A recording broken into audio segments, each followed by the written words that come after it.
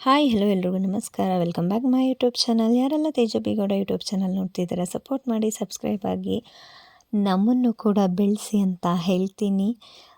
ಎಲ್ಲರೂ ಬೆಳಿಬೇಕು, ನಾವು ಬೆಳಿಬೇಕು, ನಮ್ಮಂಥ ಪುಟ್ಟ ಪುಟ್ಟ ವೀಡಿಯೋಕ್ಕೆ ಸಪೋರ್ಟ್ ಮಾಡಿ ಅಂತಲೇ ಹೇಳ್ಬೋದು.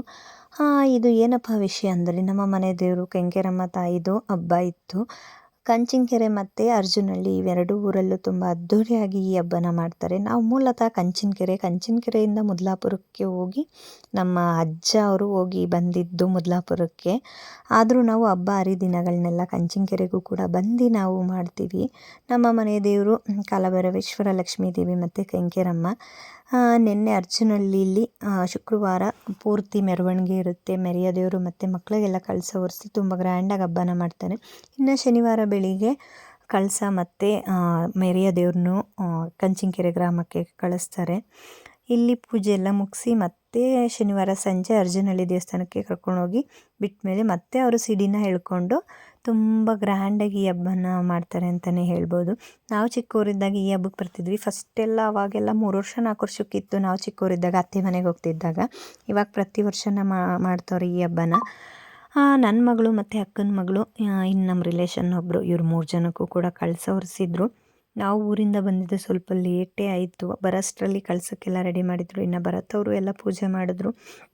ಸೂರ್ಯ ಉದಯ ಆಗಷ್ಟು ಇಷ್ಟೊತ್ತಿಗೆ ಪ್ರತಿ ವರ್ಷ ಅರ್ಧ ಊರ ಹತ್ರ ಹೋಗ್ತಿತ್ತು. ಈ ಸ್ವಲ್ಪ ಲೇಟು ಅಂತಲೇ ಹೇಳ್ಬೋದು.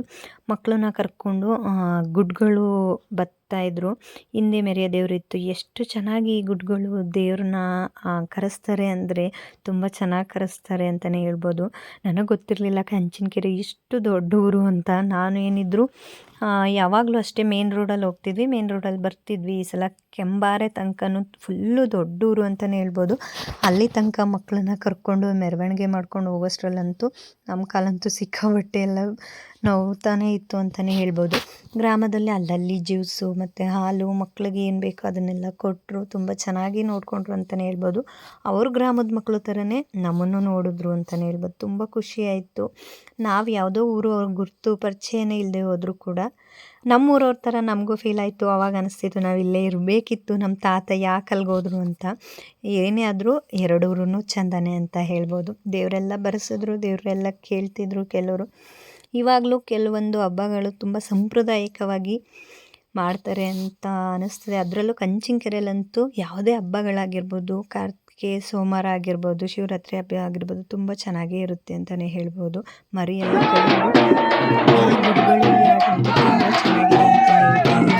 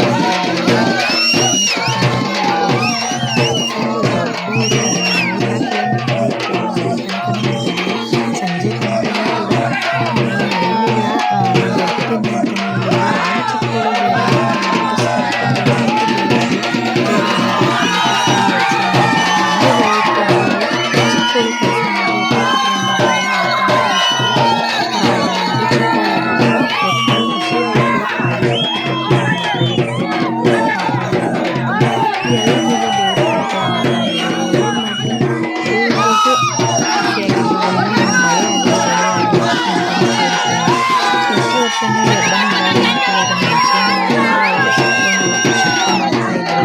ಈ ಹಬ್ಬ ಮಾಡ್ತಿರೋದು ತುಂಬ ಚೆನ್ನಾಗಿತ್ತು. ಇನ್ನು ಊರಲ್ಲೆಲ್ಲ ಮೆರವಣಿಗೆ ಎಲ್ಲ ಮುಗಿಸಿ ಪ್ರತಿಯೊಂದು ಮನೆ ಹತ್ರ ಅಣಕೆ ಎಲ್ಲ ಮಾಡಿಸಿ ಮೇರೆ ದೇವ್ರದ್ದೆಲ್ಲ ಮುಗೀತು. ಅಲ್ಲಿಂದ ಮತ್ತೆ ತೋಪಿಗೆ ನಮ್ಮ ದೇವ್ರನ್ನ ಮತ್ತು ಮಕ್ಕಳನ್ನ ಕರ್ಕೊಂಡು ಬಂದ್ವಿ. ಇಲ್ಲಿ ದೇವ್ರನ್ನ 3 ಸುತ್ತ 3 ರೌಂಡ್ ಹೊಡೆದು ಆಮೇಲೆ ದೇವ್ರ ಗುಡಿ ಒಳಕ್ಕೆ ಕಳಸ ಮತ್ತು ಮಕ್ಕಳನ್ನೆಲ್ಲ ಒಳಗಡೆ ಕರ್ಕೊಂಡು ಹೋದರು. ಅಲ್ಲಿ ಮಕ್ಳಿಗೆಲ್ಲ ಪೂಜೆ ಮಾಡಿಸಿದ್ರು. ಆಮೇಲೆ ಹಣ್ಕಾಯಿ ಪ್ರಸಾದ ಎಲ್ಲ ಕೊಟ್ಟು ಮಕ್ಳಿಗೂ ಕೂಡ ಕಳಿಸಿದ್ರು. ತಾಯಿ ತುಂಬ ಶಕ್ತಿಶಾಲಿನಿ ಅಂತಲೇ ಹೇಳ್ಬೋದು. ದೇವಸ್ಥಾನ ಸುತ್ತ 3 ರೌಂಡು ಕುರಿಗಳನ್ನೆಲ್ಲ ಹೊಡಿತಾರೆ ಈ ಹಬ್ಬದ ದಿನ. ಒಂಥರ ಚೆನ್ನಾಗಿತ್ತು ಈ ಹಬ್ಬನೇ ಅಂತ ಹೇಳ್ಬೋದು. ಅಂದರೆ ದೇವರು ವಿಗ್ರಹ ಕಾಣಿಸಲ್ಲ. ನಾನು ಒಳಗಡೆ ಝೂಮ್ ಮಾಡಿದೆ, ಆದರೂ ಸ್ವಲ್ಪ ಕತ್ಲೆ, ಕರೆಂಟ್ ಇರಲಿಲ್ಲ. ಇರೋದ್ರಲ್ಲಿ ನಾನು ಸ್ವಲ್ಪ ವೀಡಿಯೋ ಮಾಡಿಕೊಂಡೆ. ಮಕ್ಕಳನ್ನ ಕರ್ಕೊಳ್ಳೋಕ್ಕಿಂತ ಮುಂಚೆ ಕಳಸಕ್ಕೆಲ್ಲ ಪೂಜೆ ಮಾಡಿದರು. ಈ ಹಬ್ಬ ತುಂಬ ಚೆನ್ನಾಗಿತ್ತು ಅಂತಲೇ ಹೇಳ್ಬೋದು. ಅರ್ಜುನಹಳ್ಳಿ ಮತ್ತು ಕಂಚಿನಕೆರೆ ಗ್ರಾಮದಲ್ಲಿ ತುಂಬ ಚೆನ್ನಾಗಿ ಮಾಡಿದ್ರು. ಇದಾಗಿತ್ತು ವಿಡಿಯೋ. ಧನ್ಯವಾದಗಳು. ಮತ್ತೊಂದು ವಿಡಿಯೋ ಸಿಗ್ತೀನಿ. ಎಲ್ರಿಗೂ ಧನ್ಯವಾದಗಳು.